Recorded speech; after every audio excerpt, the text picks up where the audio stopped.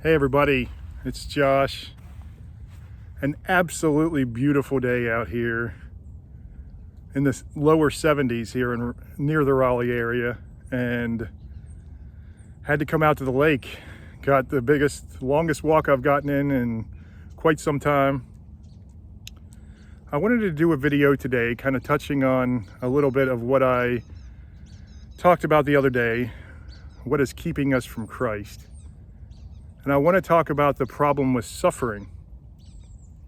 Now, I've been watching, as I often do, some debates between atheists and theists and Christians in particular.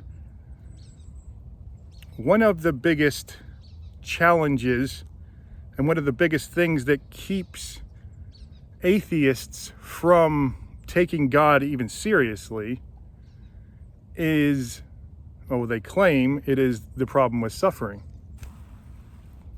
Now, they claim that God could just make this perfect world, like the Garden of Eden was before Adam and Eve ate from the forbidden fruit. And they claim that because there is suffering, that proves there is an unloving God. Well, an unloving God if there is a God. But they say it proves that there is no God. That we are just a collection of cells.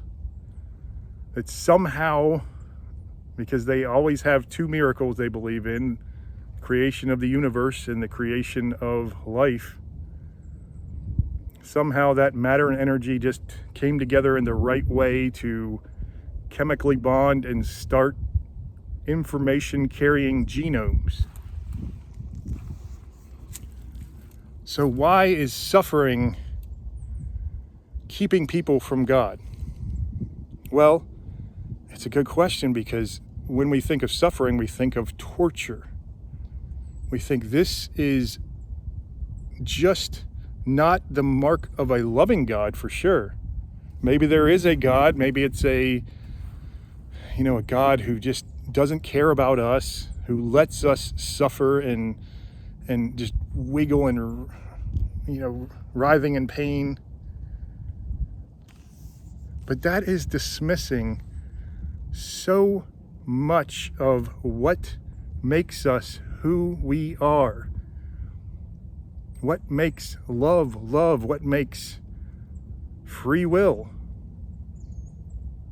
Without free will, there would be no love. Without suffering, there would be no love. Without suffering, in fact, we would be stuck in a rut. We always think that if it's not good, if it is not pleasurable in life, then it is bad. We avoid it at all costs. And that's a fairly recent way of thinking. Now, no one wants to go through horrible suffering if they don't have to. Well, I guess there are people, but those people, it's very rare. No one wants to go and see a child suffer, see an animal suffer. Because I heard in a recent debate, I think it was Alex O'Connor and Stuart and Cliff Connectley. I believe I'm saying that right. Great people. Happen to not be the greatest debaters, but I believe that they got some really good points in that debate. They were arguing about animal suffering, because that's a point that the atheist or agnostic Alex O'Connor brought up. He brought up that, long before there were people, there were animals here and they were suffering. And I really I wonder why people think that suffering should not exist, because that we should live in some sort of heaven if there is a loving God. But how would we appreciate that heaven? How would we know it is heaven? We would have no purpose, no meaning in life. So what would be the point of us? And again, without free will, we could not love or not love freely. So what would be the purpose of that? I tell you, it's leaning on our own understanding and what we perceive. But atheists and non-believers, they always move the goalposts, for sure. Now, there are legitimate concerns with, well, this little tiny detail in the Bible is inconsistent, or with another gospel, or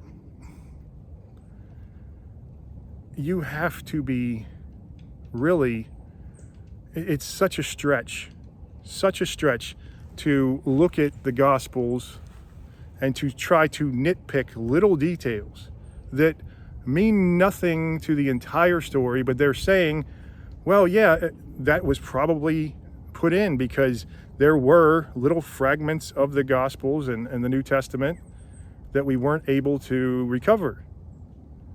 And so they said, well, if this was changed by man, then obviously all of it could have been changed by man. Yes, anything is possible. We as Christians have to accept that fact that anything is possible. But until there is good evidence showing that the resurrection didn't happen, then all of it means nothing. There is no alternate lifestyle, no other type of lifestyle that is superior. And if there is, I'd love to hear it. How is atheism superior? How is agnosticism superior? How is any other religion superior to Christ? Most other religions adore Jesus Christ. Some actually worship him as a, small g god. Some hail him as a prophet. Others they venerate his amazing moral teachings.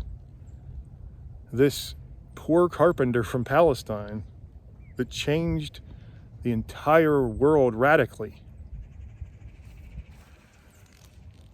But suffering, if we think about it,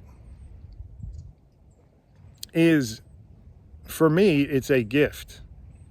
Now, I'm not saying that I enjoy suffering. I'm not saying that I love going through it. Obviously, I try to avoid it if I can. I don't go out of my way the way I used to avoid it. My entire life, for the 13 years after I was disabled, before I was saved, was trying to escape suffering in any way I could. Through stretches or drugs or whatever. Just trying to get my mind off of the suffering that I was in.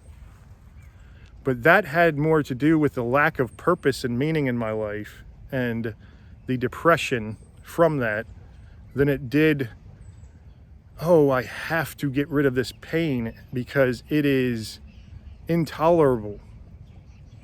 Of course, you try to ease the pain. If I can't get out of bed in the morning, I have to take something for the pain so I can move, or else I'll be in more pain if I don't move. Suffering is a gift if you understand the need for it. It is absolutely essential. Let me put it to you this way. Have you ever played a video game? And I don't play very many of them, but I seem to remember some, and I watched my friend play quite a few, where there's this thing called like God mode, where basically you're indestructible, you can't die. You're just running through, going through all the things, and it is, well, let me ask you this. Would you rather play the game like that on God mode, or would you rather play the game where it is a challenge that you are overcoming? It makes no sense to me why the existence of suffering automatically means there is no God, or no loving God at the very least. God helps us avoid this suffering. Now, pain is obviously, it's even more reason for pain, because we have to go through pain to know what to stay away from, to know not to touch that hot stove. Don't put your hand in this fire. It keeps us safe. But there is reaction to the pain, including suffering, that is unhealthy and unneeded. But it is needed until we come to the realization that it is unneeded, if that makes any sense. So I suffered so horribly for those 13 years. And then when I was saved, there was still a lot of pain. Pain every day, almost all day long. And I have not suffered once. My peace, it's almost supernatural. It has been shaken a few times for sure. It has been. I am only human, and you're not going to be perfect. But my peace is rarely shaken. And the love that I feel for people, it leads me around. It dictates my life. Because what we worship dictates how our life is lived. So if you're an atheist and you worship the idea of nothing, that basically you are your own God, then that will dictate your lifestyle. Absolutely. If you were given some vast amount of power like Joseph Stalin was, or Mao was, we have examples of atheists who were given this massive amount of power, you would see ruthlessness. You might not see it at first. You might have a benevolent dictator at first. And eventually it would be absolute power corrupts absolutely. They blame so much on religion, on Christianity, on the faithful people. I'm talking about they as in atheists, as causing so many of the world's problems. That is a human nature problem. That is not a Christ problem. In fact, every single war started in the name of Jesus. Christ was not a follower of Jesus Christ. They were not following Christ's teachings. But on the other hand, all the wars and horrible tragedies started in the name of nothingness, of atheism, secularism. Well, those absolutely were affected by your lifestyle. There was no moral teachings you hold dear that you were following or not following. You were just doing what you thought was best.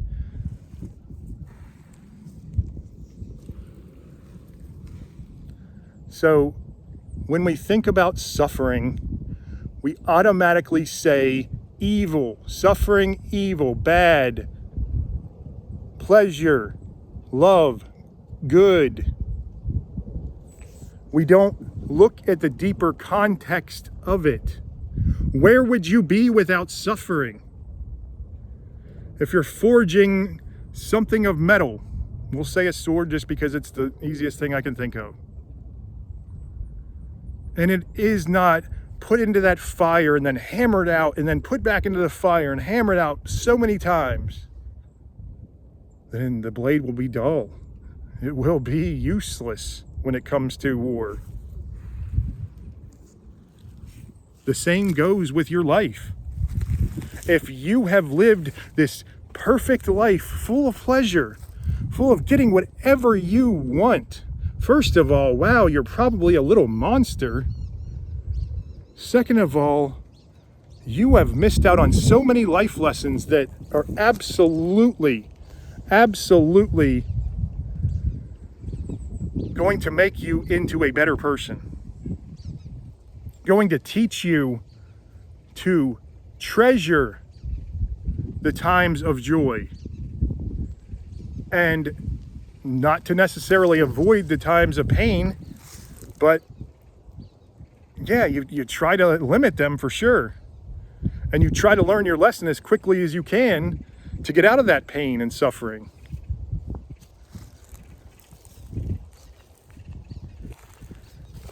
If you have been given everything in life, it's the rich kid syndrome, then your life usually lacks so much meaning. Why is it that you think that Jesus came to the poor and the weak and the oppressed? I say this all the time. Because these are the people who have suffered most. These are the people who understand pain and suffering are not some kind of curse on them. Yes, it's something you don't want, but it is something you learn so much from. All right, I'm going to wrap it up and enjoy the day. I love you all so much. God bless.